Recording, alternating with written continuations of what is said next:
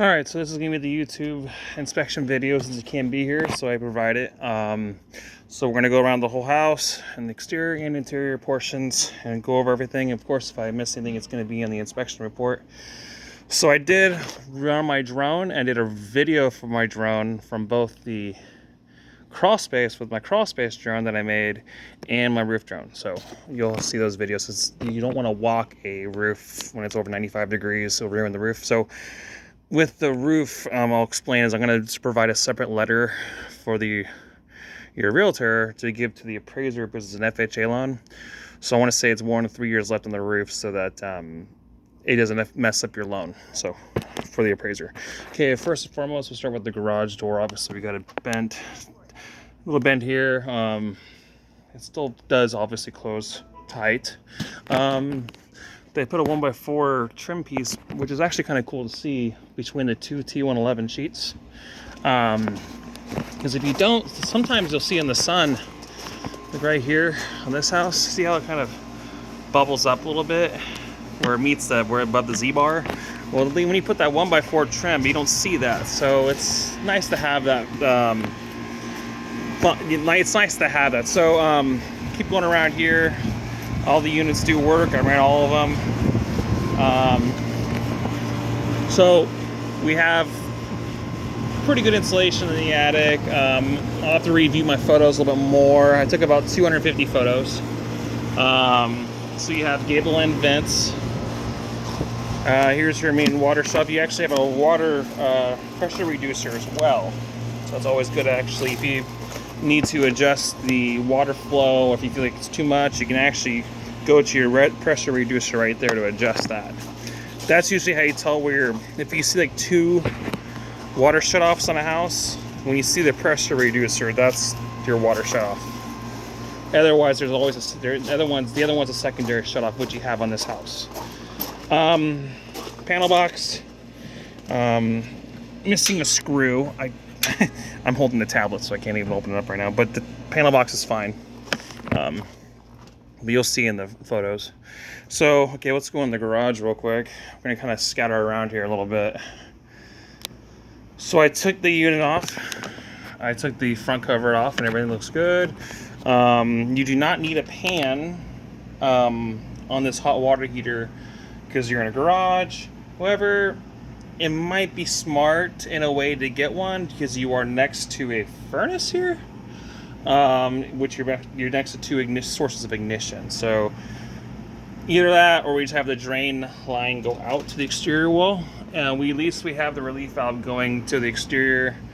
But it's just something precautionary. I mean, I don't think. I mean, your source of ignition is really actually up here a little bit, so it's kind of like one of those catch-22s. At least if there is a water leak, you would actually go and be low into that opening right there and not actually through the unit. So it's one of those cautionary things. It's not required because you're in a garage. For now it is for new code, but we're not applying new code in an older house. So it's something that if you want to get a pan, it doesn't hurt.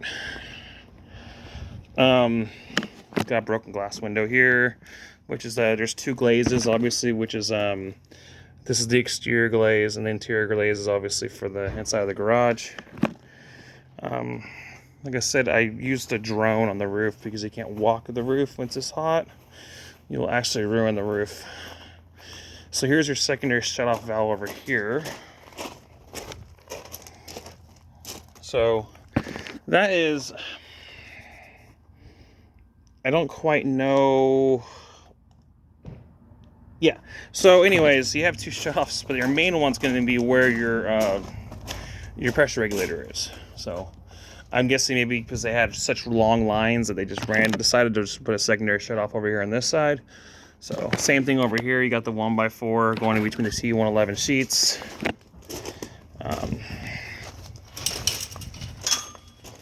Okay, your gate. I think it's the other gate. Let me check. Yes, the other gate that has the missing handle. So we got one leak on the gutter over here, right here on this corner. So one of the easiest ways to really fix it is this Flex Seal. So the spray or the goop. So One good thing about this deck is that your center, your joist members are 16 on center, which means it's actually good that if you ever did want to do like a Trex deck, because of how much sun you get back here, your joist span can handle it. So let's say you want to get rid of this deck and you want to go Trex, which is probably less money than even Doug fir now. I know it's less than redwood. It'll last a lot longer, and you don't have to worry about adding new joist members to it. See what I'm saying? So that actually is important to note.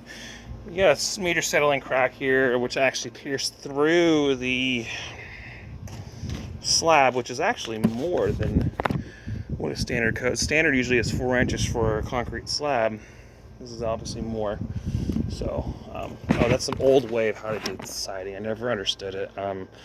I can't stand it. Thank God this house doesn't have it where they overlap it. It's actually a way you don't do siding, because what happens is those 8 galvanized nails that, let me show you again, that go between the top plate, between the two sheets, they do not get enough meat into the actual plate member. So a lot of times you'll just see where it bows out. I see a lot of, sometimes I'm just like, what are they thinking? So you don't have to worry about that, obviously.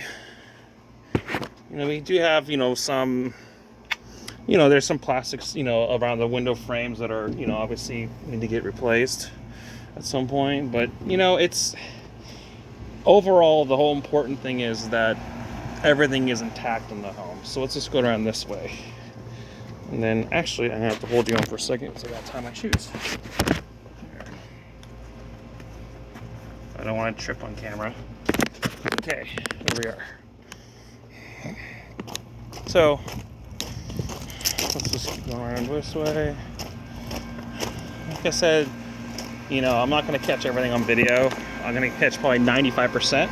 We're missing the gate latch here, but a lot of times I just go through the photos again and really just dive deep into what I'm trying to find. We already walked over here. What am I thinking? Okay, so we're going to go around, and then now we're going to go to the inside portion. Actually, I'll end it right now and just do another video. So this is the exterior portion.